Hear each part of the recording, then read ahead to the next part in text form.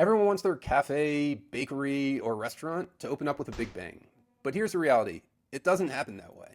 So Paul Graham, who's the founder of Y Combinator, a tech accelerator that had the likes of DoorDash, Airbnb, Coinbase, and yours truly, Per Diem, go through it, wrote this essay called Doing Things That Don't Scale. He wrote the essay after Airbnb did a batch back in like 2005 or something. Essentially, all their customers were in New York. And so he told them, go to New York, go talk to your customers. And as a result of their trip, they ended up taking professional photos of these apartments. They made sure that payments went out instantly because that was a huge pain point for the hosts. And they just got to know their hosts one-on-one. That became the core building blocks for what Airbnb is today. You can leverage this playbook, and you should leverage this playbook when you're opening up your own store. So let's jump right in and see how you can do that. The first thing that doesn't scale is recruiting customers. So in the early days, you can't just think that you're going to put up a sign or post on Instagram and then the masses are going to come.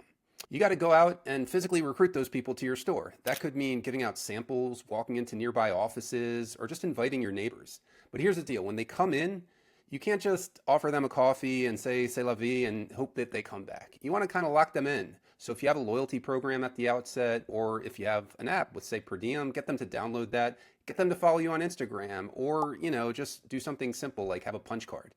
This at least will enable your hustle to lock them in a little bit longer term. So once you've done all that hustle, the second part of Paul Graham's essay talks about delighting your customers. The idea here is to make them so happy that they think to themselves, man, I have to go back to that place. This is everything from remembering their name, their favorite drink, to give them a free cookie, throw it in their bag.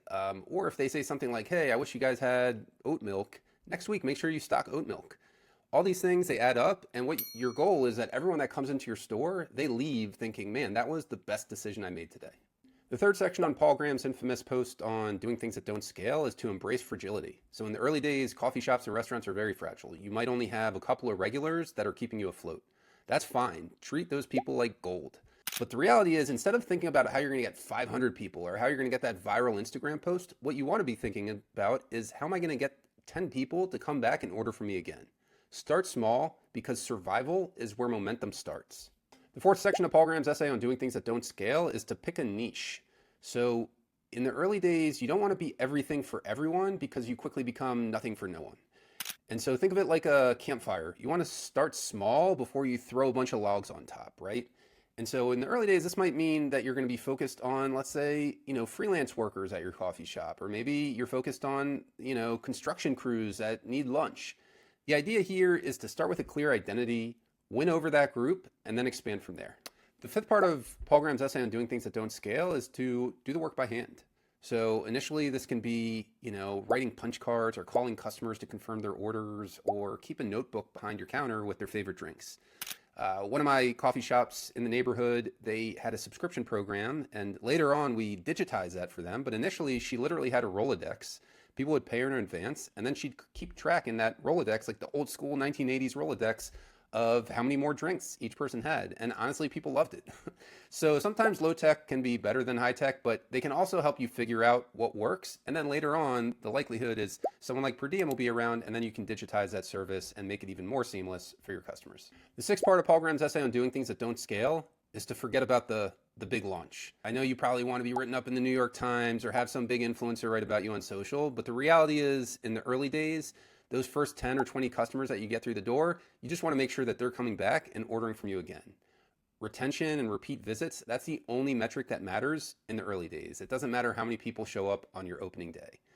And so I remember I opened a restaurant for my brother. We got written up in the Washington Post really early, and we just got crushed on a Sunday. And literally all that momentum that we would have gotten from that review kind of went out the window because we just weren't prepared for it. So build things up, make sure you're ready for it, and then that opportunity will come down the road, and then you'll be able to capitalize it, but don't look for it. Make sure you're ready. So that's a wrap on summarizing Paul Graham's essay on doing things that don't scale and how you can apply this to your coffee shop or restaurant. So starting from the top, recruit your customers manually initially. So this is everything from walking around your neighborhood, walking into offices, handing out free samples. Then you're going to want to delight your customers. So make sure you're remembering their names, their favorite drinks. If somebody asks about oat milk and you don't have that, make sure you stock it next week. Those are the things that show that you're going above and beyond for these people. The third thing is to embrace fragility. Again, early on, you're only going to have a handful of regulars. So you really want to treat those people like gold and make sure you're driving those repeat visits and you just become a key part of their day. The fourth part is to pick a niche. So whether you're the bakery for moms, you're the lunch spot for construction workers, or you're the cafe for remote workers, Pick a niche, develop that, and expand from there. Don't try to be everything all at once. The fifth thing is to do the work by hand. So whether it's punch cards or, as I mentioned, that subscription program and Rolodex, track favorites in a notebook, whatever it is, later on you can digitize things and really systemize them. But in the early days, you should be doing everything by hand. And then finally, forget about the big launch. You don't need the New York Times or some big influencer to make you a success. Just make sure your first 10 to 20 customers, you really wow them and they come back next week. Early on, again, repeat visits. That's all that matters. Those are the people that are going to be spreading the word for you. And so that's what you want to focus on. So that's it. If you follow these things, you're not going to be guaranteed for success, but you will be one step ahead of everyone else and on a path to being the talk of the town. Good luck.